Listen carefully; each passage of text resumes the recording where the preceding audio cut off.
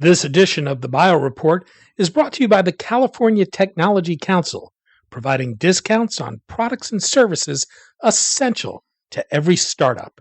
For more information, visit californiatechnology.org/member benefits.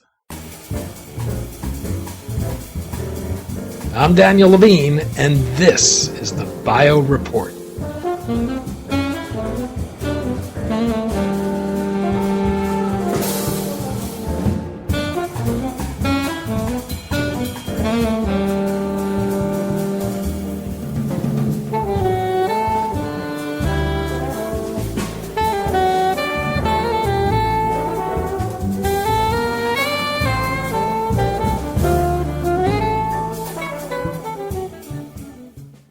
The California Institute for Regenerative Medicine, California's voter-established stem cell agency, is thinking about its future.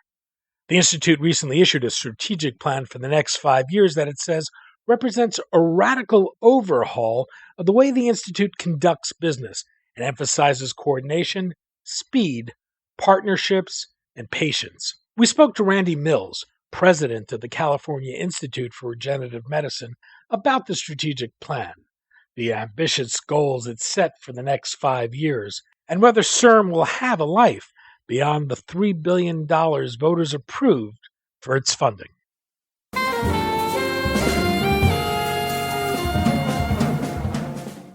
Randy, thanks for joining us. Thank you for having me. The California Institute for Regenerative Medicine, California's stem cell agency, recently issued a strategic plan for 2016 and beyond. This is the voter-established stem cell agency that was funded with a $3 billion commitment through the passage of Proposition 71 in 2004.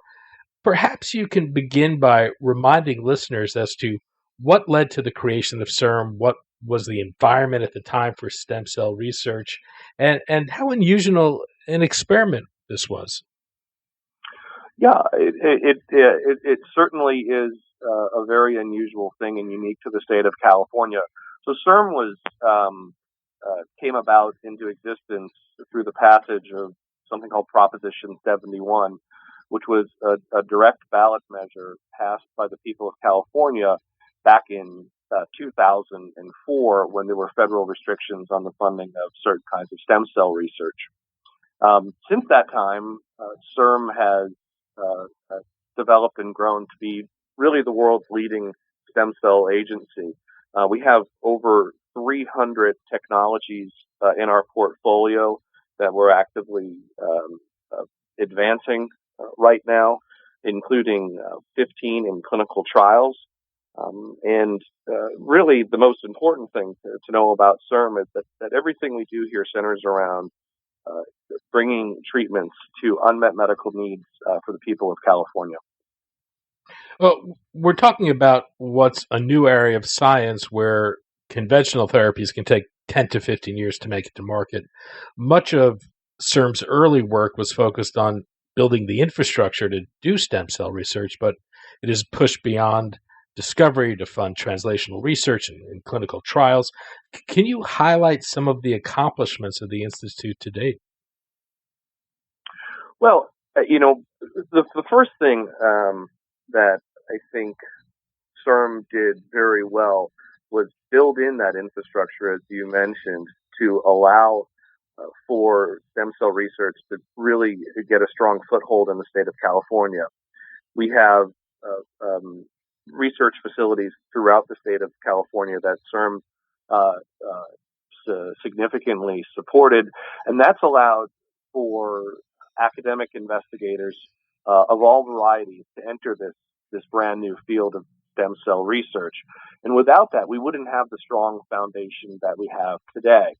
From that, we've been able to build, as you mentioned, translational programs and now an ever accelerating portfolio of clinical stage programs. And so we have about 70 projects in the translational stage, and as I said, 15 that are already in clinical trials. And as laid out in our strategic plan, we intend to take that number of clinical trials over the next 5 years from 15 up to 65. So we're at a full 50 new clinical trials to our portfolio. Well, how has the field progressed? What do you see as the major obstacles in bringing stem cell based therapies to patients? Well, the field has progressed, I would say, in a word, responsibly. There is a tremendous amount of interest in stem cell research because of the ability for stem cells to potentially treat and cure diseases that conventional medicine is currently unable to address. But with that kind of interest and hype surrounding the technology, also comes the responsibility that we don't rush into anything too quickly that could ultimately harm patients. And so, from a patient's perspective, I understand it's a very painful process to watch the drug development and stem cell development process play out when your condition or your loved one's condition is so urgent. But not doing these early pieces in a responsible manner could have set the field back with irreparable harm. Well, the strategic plan lays out what it calls a radical overhaul of the way the Institute conducts business that places added emphasis on coordination, speed, partnerships, and patience. Can you explain? Yeah. So in the early days,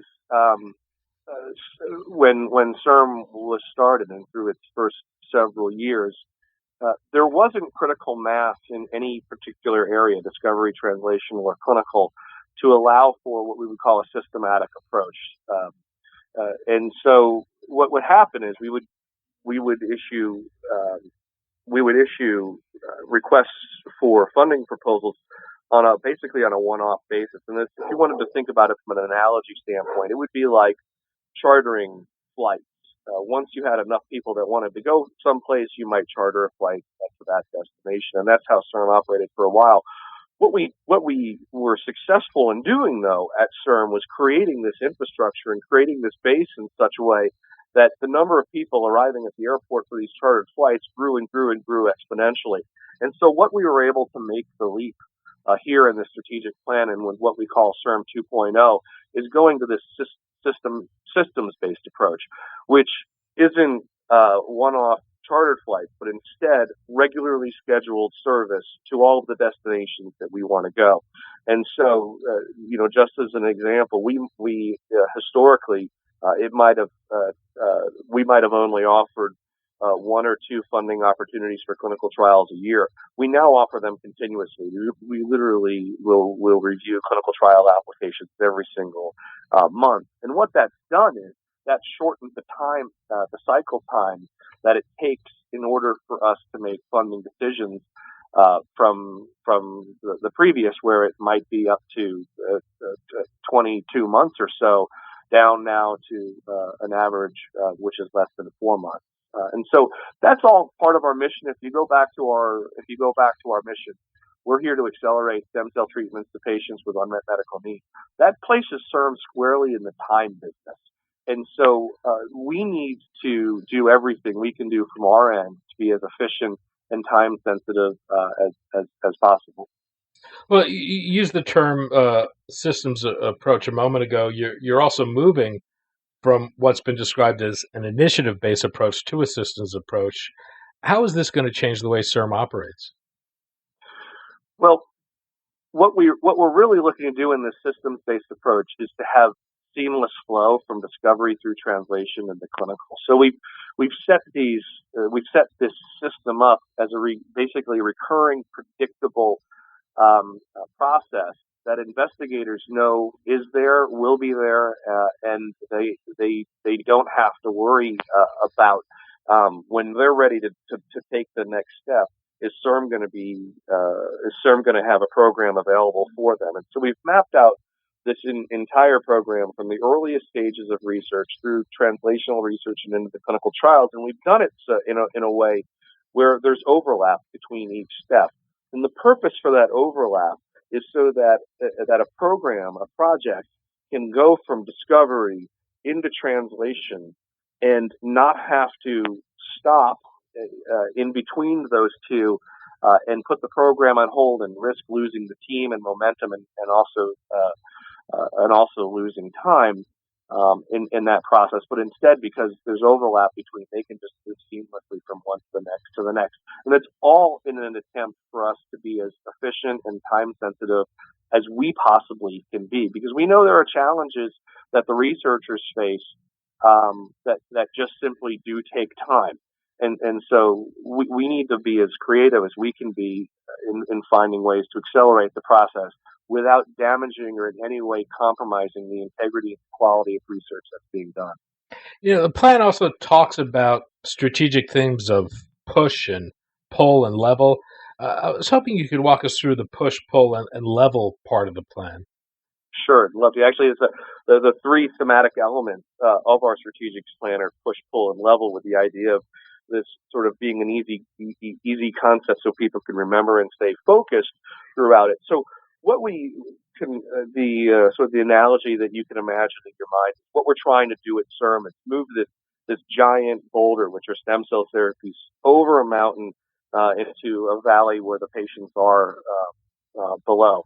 And as we do that, one of the things that we've historically always done at CIRM are basically pushing activities. And so these are things like funding great research, all of our initiatives that center around helping investigators move from one stage to the next, our Alpha Clinics initiative, and all of those types of activities. We refer to those internally as pushing activities. That's CIRM alone pushing on this boulder. But the other thing that we noticed, and so the first part of our strategy is simply to do that better, something we call operational excellence inside CIRM. So we want to get great at pushing. But the other things that we've noticed was there's really not enough people on the other side of this hill pulling on this boulder, and that is evidenced by the lack of industry interest here. So these therapies we're not doing this just as an exercise for a science experiment. Our goal, our mission, centers around bringing these therapies actually all the way to patients. And if we're going to do that, if we're going to be successful and we're going to get them to patients, it requires us to have industry involvement. Industry are the ones who ultimately take things through the latter stages of the clinical trials, through FDA registration, and ultimately on to commercialization, so we can treat populations of people, and that's our goal. And so the pull aspect of this strategic theme is we need to find ways of engaging more industry interest in stem cell research, and helping us as we push and as the academic institutions push really hard on this boulder, that there's corporate and industry interest in helping us pull this boulder across. Because if we can do that, this process will go much faster and much smoother. And then the last piece we looked at centered around what we call level, and that's basically the size of the mountain is disproportionately large. And so the regulatory paradigm that we have currently in the United States has been in place for 15 years, and not one thing has been able to get through that regulatory paradigm from a stem cell perspective. And that's, from our standpoint, that's unacceptable. And it's not just that nothing's gotten through in 15 years. There's nothing close to getting through that process right now after 15 and what will probably end up being at least 20 years of clinical development. And so it's time for us to work with FDA and with Congress and with other stakeholders to say, what about this process can we do to be more efficient? What about can we do to be better? We reject outright the notion that the regulatory process in itself has to take 15 or 20 years to develop a therapy. We think it can be done in a safe and responsible manner, but in a more efficient manner. And other countries have already picked up on this. And so we're actually, with regards to this leveling the playing field around regenerative medicine cell therapy, we're actually now not in a position of leading. We're actually in a position of following. So Japan actually enacted this kind of regulatory paradigm change for regenerative medicine in 2014. The European countries are pretty far along the process in adapting that too, and we just need to make sure that we stay current with that here in the United States. And so those are the three parts to our strategic plan. Push, do everything we can to be operationally excellent so we can have that boulder moving as quickly over that hill as possible. Pull, get industry involvement and downstream involvement to help take some of the load off, and then level, work with FDA and other stakeholders to come up with a more efficient regulatory pathway that still accomplishes all of the goals of ensuring safety and efficacy, but does so in a manner that doesn't take 15 or 20 years and doesn't cost $2 billion per product. The plan doesn't only speak in these kind of broad, abstract ideas, but it lays out some ambitious goals for the next 5 years, including the introduction of 50 new therapeutic or device candidates into development, and cutting in half the time it takes to move an experimental therapy from discovery to the clinic. As people judge the success of CIRM, do you think this will be used to measure your success, or will the initial expectation of voters be used to evaluate your success? Well, we certainly are going to use it to evaluate our success. We were very explicit in the results section of the strategic plan because you get what you measure.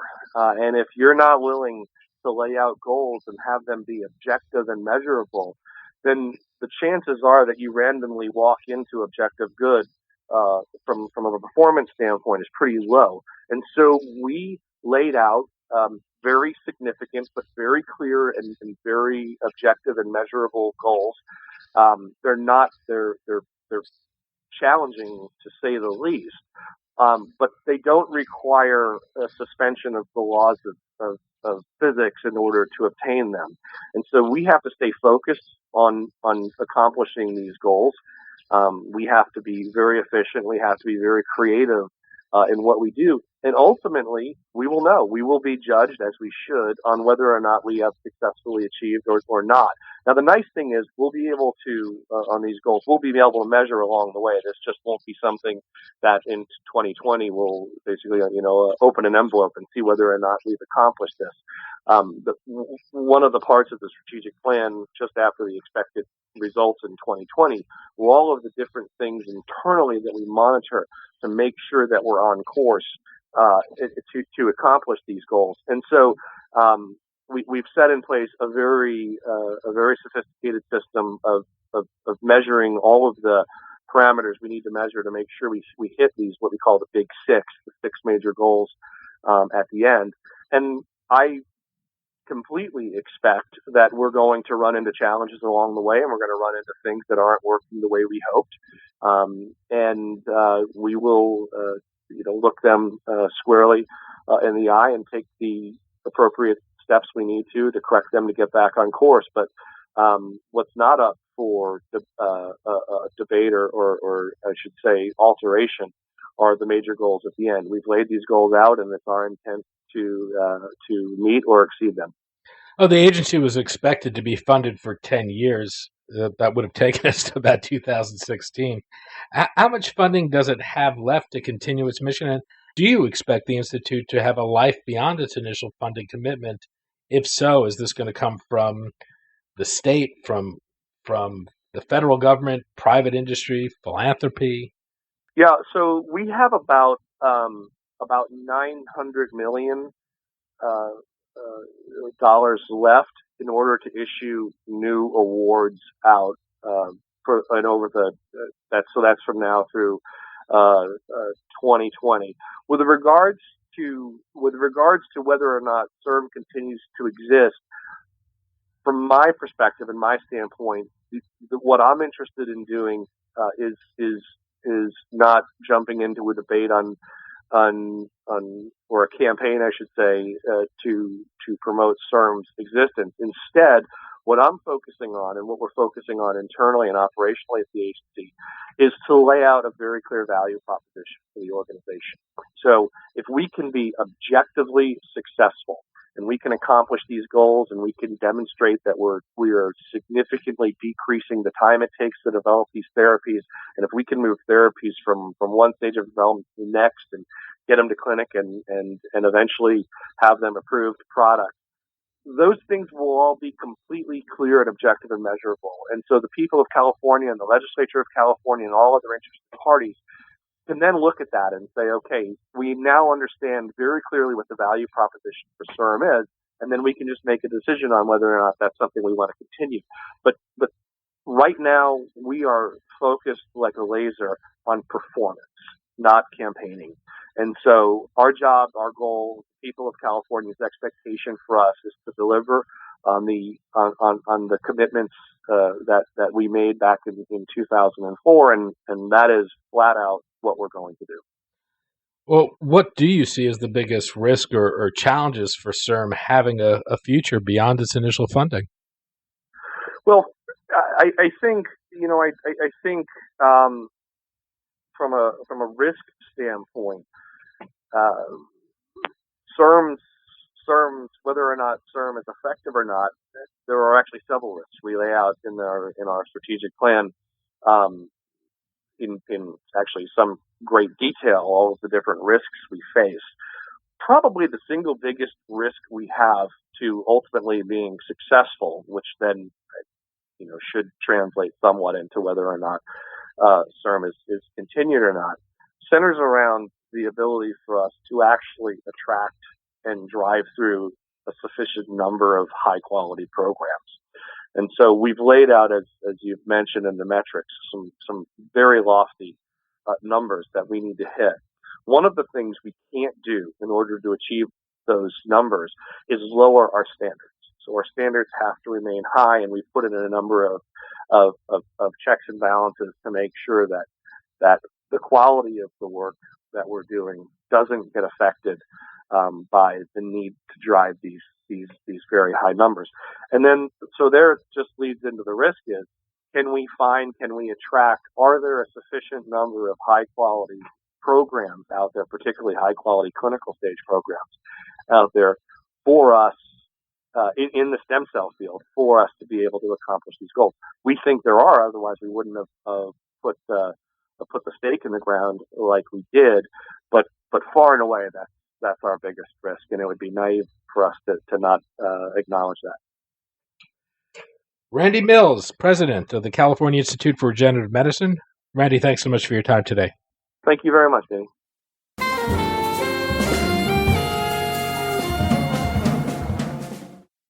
Thanks for listening. The Bio Report is a production of the Levine Media Group. To automatically download this podcast each week, subscribe to our RSS feed or through iTunes or other podcast manager. To join our mailing list, go to levinemediagroup.com. We'd love to hear from you. If you want to drop us a line or are interested in sponsoring this podcast, send an email to danny@levinemediagroup.com. Special thanks to Jonah Levine, who composed our theme music, and the Jonah Levine Collective, which performs it.